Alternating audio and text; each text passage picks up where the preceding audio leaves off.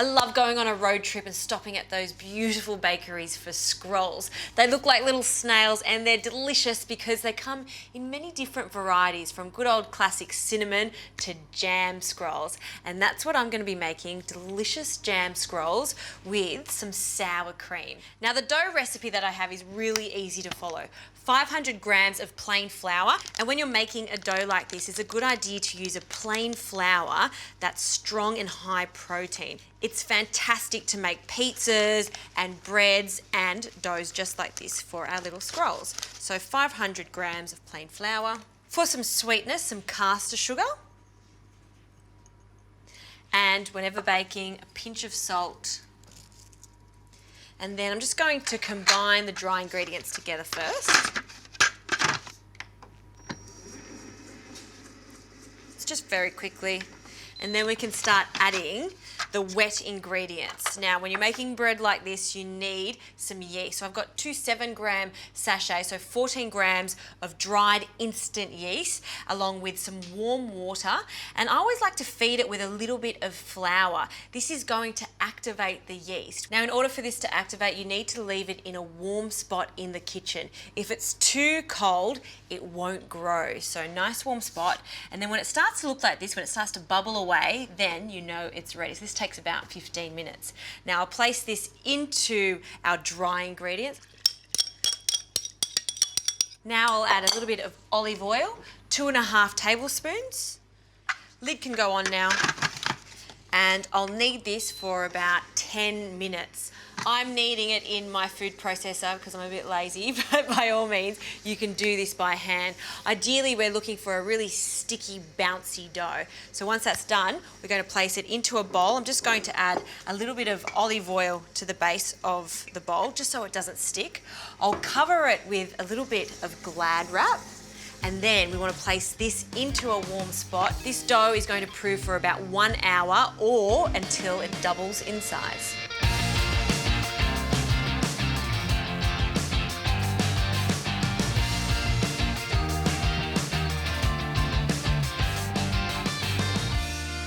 Have a look at this. Bread dough is such an incredible thing. It's doubled in size, it's fluffy, it's sticky. And now I have to ruin it because I have to knock it back, which is all part of the process. So I've just got a little bit of extra flour here, and I'll just place that on my board.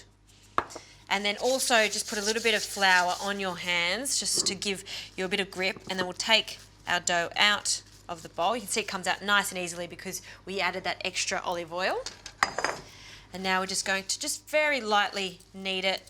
And then I'll get my rolling pin and I'll roll this out into a rectangle. We want this rectangle to be about 5 millimeters thick. So just roll it and turn it. And when you're working with pastry, any type of pastry or dough, never move your body, always move the pastry so you can get that perfect shape that you're after. Just makes life a lot easier when doing this.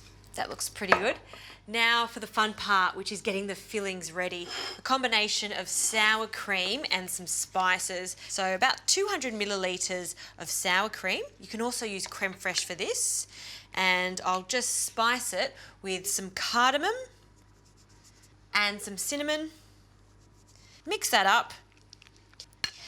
And just so this doesn't go too watery when it's baking in the oven, add a tablespoon of flour. So just the plain flour that we've been using throughout the whole process, and then mix it in just to thicken it up. Now we'll just place this sour cream all over our pastry, leaving a little border because we are going to roll this, so we don't want it to come out of the sides. So with the back of a spoon, spread it out so it's nice and even. It smells so good with that cardamom powder and cinnamon. Great. And now for the sweetness, some jam.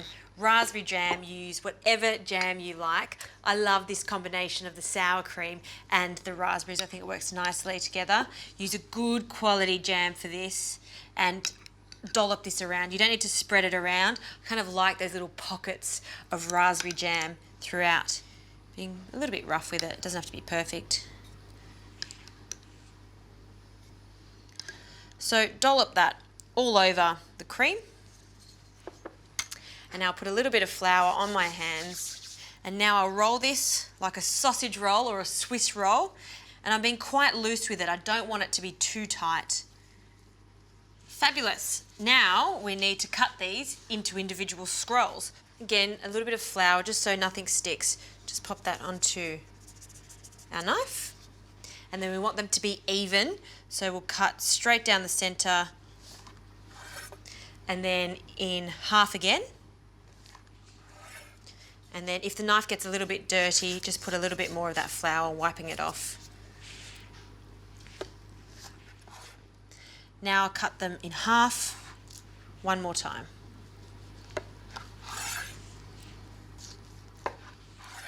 These scrolls need to prove one more time so they go really fluffy, and I've just greased a 23 centimetre springform tin. It's almost going to look like a pull apart, which is how it should be. So I'll take the larger parts and have a look inside.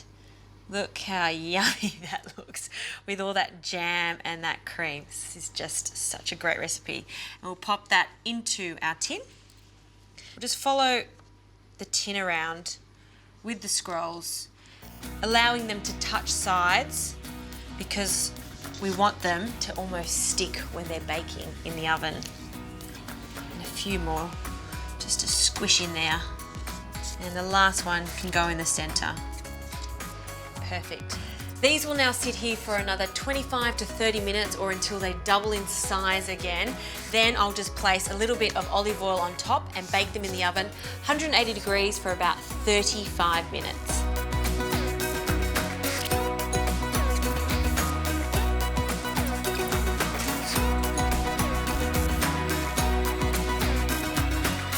I'm very impressed with these scrolls. They look gorgeous. I've allowed them to cool and it smells so good.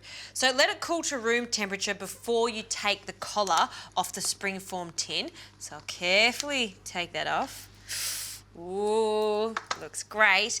And now I'll take them off the base. We'll just scrape underneath it. Then we'll place it onto a plate. Looks like beautiful rose. And these are fantastic as is, but they're even better with a little bit of glaze.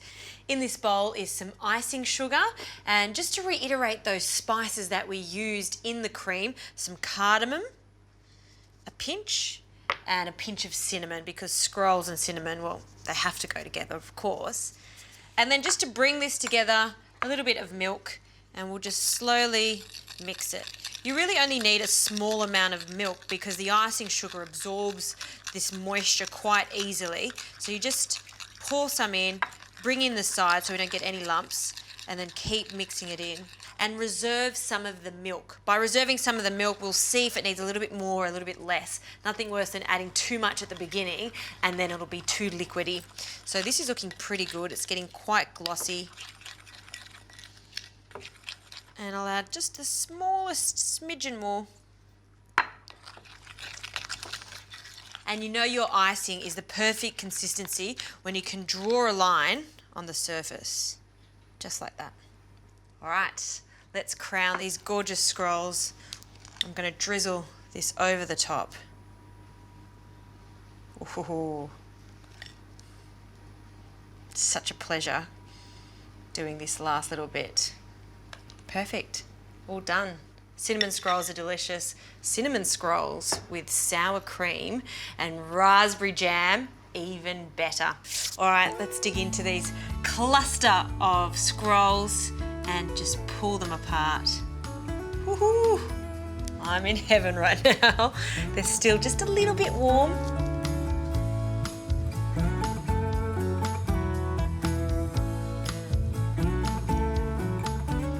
Absolutely delightful.